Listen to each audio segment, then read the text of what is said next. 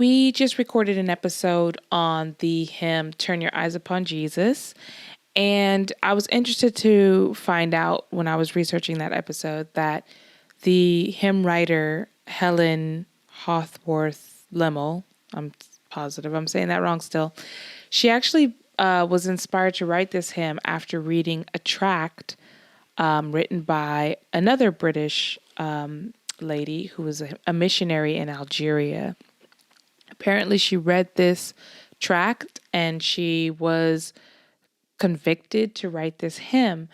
Now, the tract's not very long. It's probably a few minutes. And I thought, well, it'd probably be kind of cool if we read through the tract and kind of shared our thoughts on it, especially in light of the hymn that was inspired by it.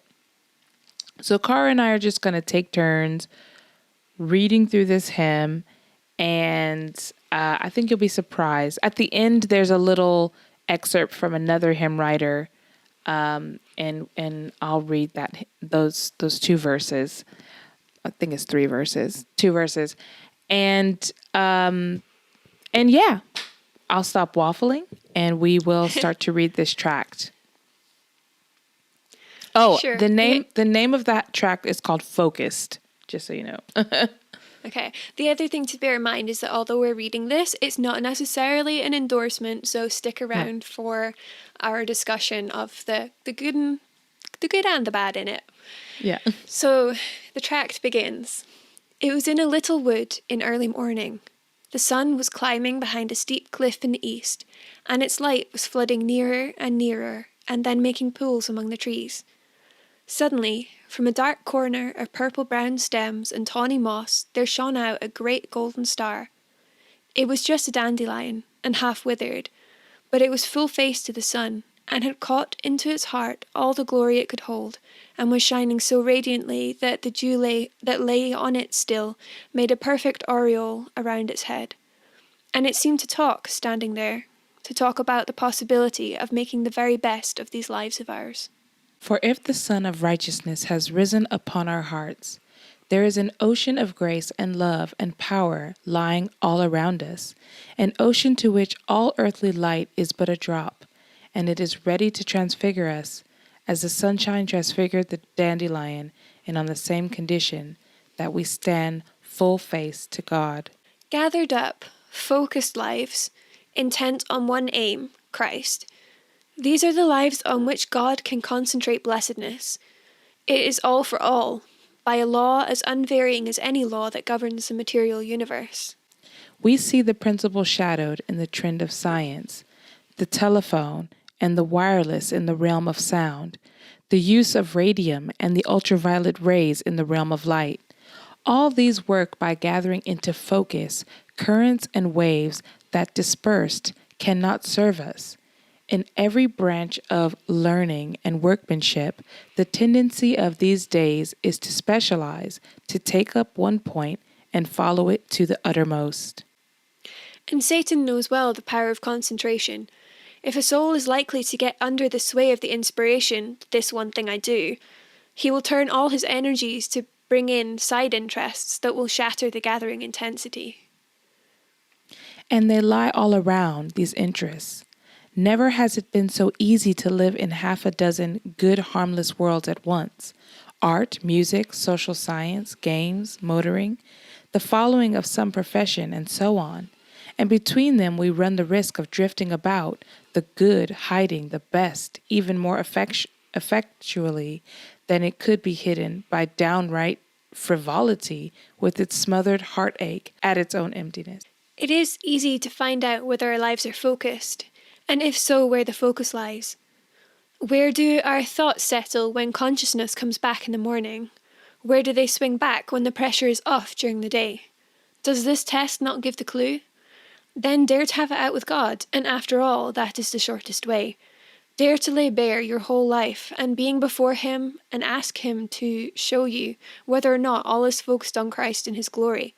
Dare to face the fact that unfocused, good and useful as it may seem, it will prove to have failed of its purpose. What does this focusing mean? Study the matter and you will see that it means 2 things: gathering in all that can be gathered, and letting the rest drop.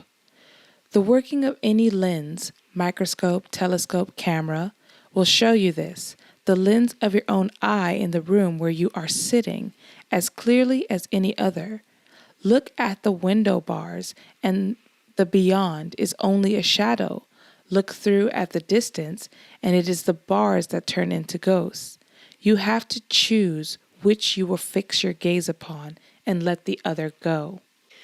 Are we ready for a cleavage to be wrought through the whole range of our lives? Like the division long ago at the taking of Jericho, the division between things that could be passed through the fire of consecration into the treasury of the Lord, and the things that, unable to abide the fire, must be destroyed. All aims, all ambitions, all desires, all pursuits, shall we dare drop them if they cannot be gathered sharply and clearly into the focus of this one thing I do? Will it not make life narrow, this focusing?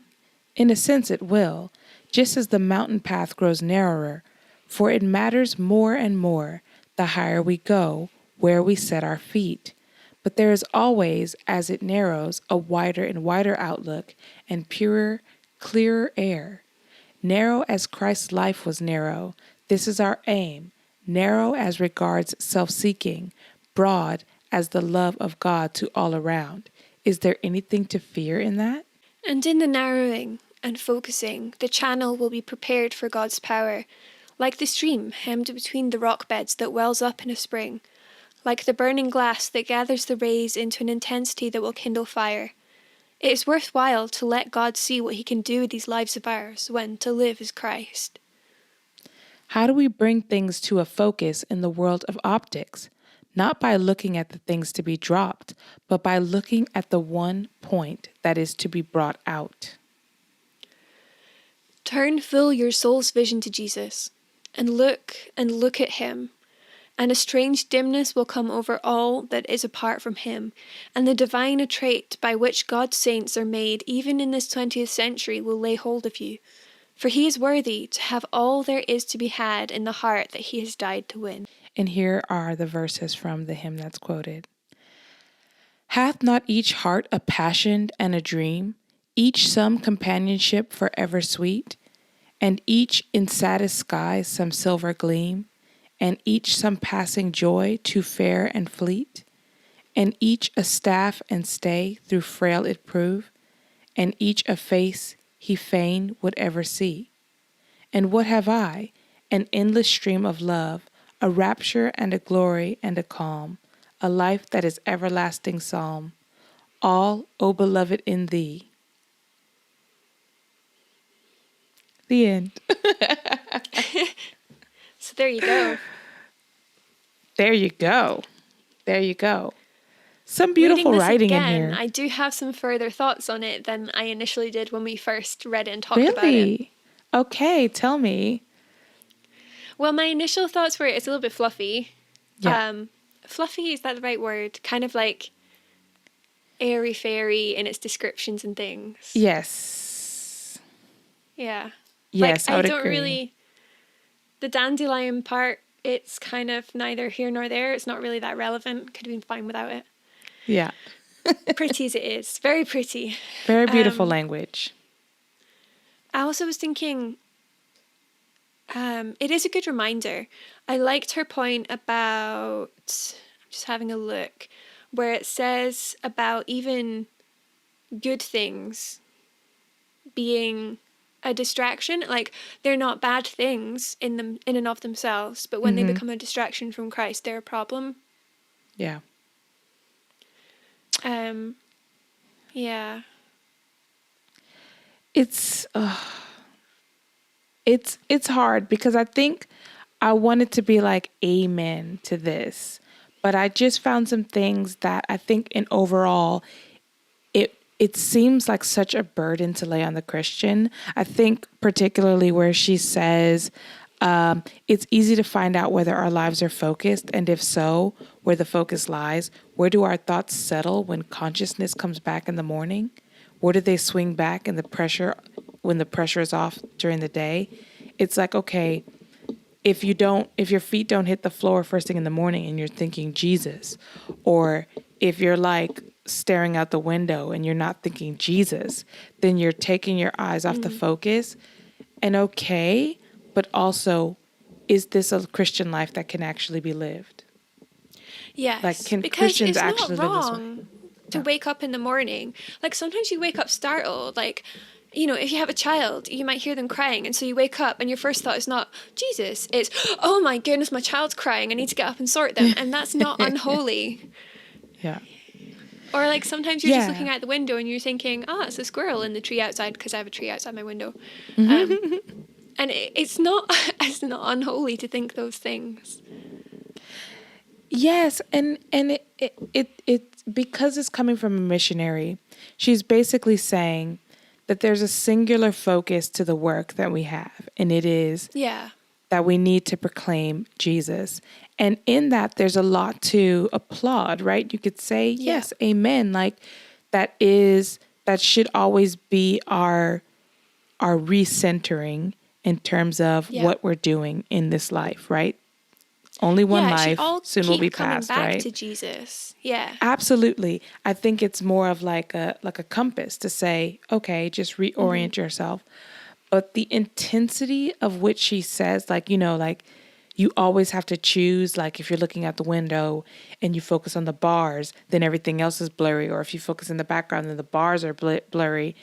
And it's like, yeah, okay. But like you're talking about a lens versus like a human life. Like our lives centered around Christ means that even when I'm washing the dishes after dinner, or when I am, you know, out getting the car repaired, or whatever it is that I might be doing in service to my husband, in service to my church, in service to my son, that I could still have Christ at the center of those things and not be in some sort of fault in my focus. Do you know what I'm saying? Yes. So I do think she lays a burden, but I also think the response of Helen Lemmel's song, her hymn, Turn Your Eyes Upon Jesus, is actually the better response, because she's saying, this is your life. Life is going to be crazy.